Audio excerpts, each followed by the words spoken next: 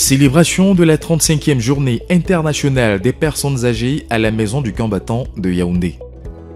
À l'instar de la communauté internationale, le Cameroun a célébré ce mercredi 1er octobre la 35e édition de la Journée internationale des personnes âgées sous le thème « Les personnes âgées, moteurs de l'action locale et mondiale.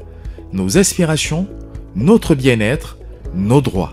Selon les Nations Unies, d'ici 2050, une personne sur 4 sera âgée de plus de 60 ans.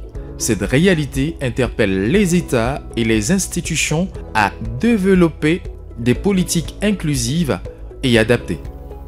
À l'ONACAM, l'engagement est clair. Faire des aînés, non pas des laissés pour compte, mais des acteurs essentiels du présent et du futur, porteurs de mémoire, de sagesse et de valeurs patriotiques. Moment fort de cette célébration, une causerie éducative a été animée par Madame Jacqueline Kendek, directrice de la réinsertion socio-économique des personnes âgées et handicapées au ministère des Affaires sociales.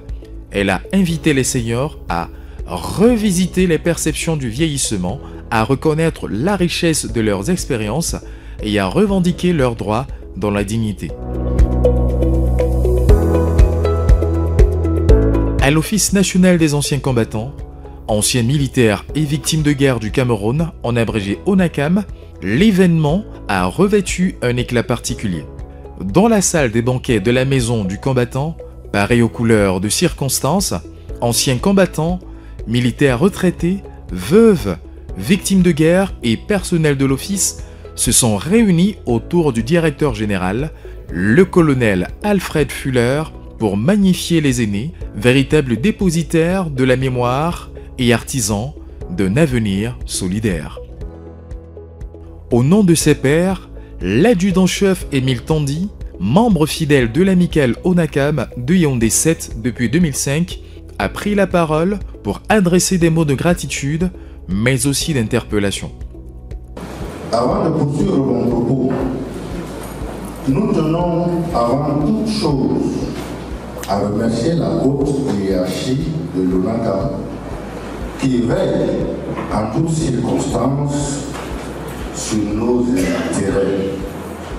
C'est pourquoi nous sollicitons, Monsieur le Directeur Général, la mise en place d'une prise en charge gériatrique adaptée, voire la création d'une infirmerie ici à l'Office pour faciliter le suivi de notre santé. Dans son allocution, le colonel Alfred Fuller a rendu un hommage appuyé au porte-parole des aînés. Permettez-moi tout d'abord de rendre un vibrant hommage au porte-parole des personnes âgées ici présents, l'adjudant-chef Émile Tandy, membre fidèle de notre grande famille depuis 2005. Vos paroles, empreintes de gratitude et de vérité, ont profondément touché l'ensemble de l'assistance et ma modeste personne. Votre témoignage rappelle avec éloquence que les anciens combattants demeurent le socle vivant de notre office et que leurs préoccupations doivent être les nôtres au quotidien. Chers anciens combattants, chères personnes âgées, chers militaires retraités, chères veuves et victimes de guerre, mesdames et messieurs, célébrer cette journée, c'est non seulement honorer le rôle des aînés, mais aussi renouveler notre engagement collectif à leur égard.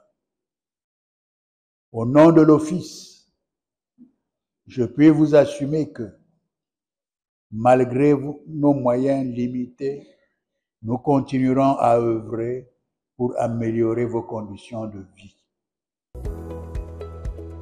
En guise de gestes symboliques, des paquets alimentaires composés notamment de sacs de riz et de bouteilles d'huile ont été remis aux aînés avant qu'un repas convivial et des animations culturelles n'illuminent la soirée.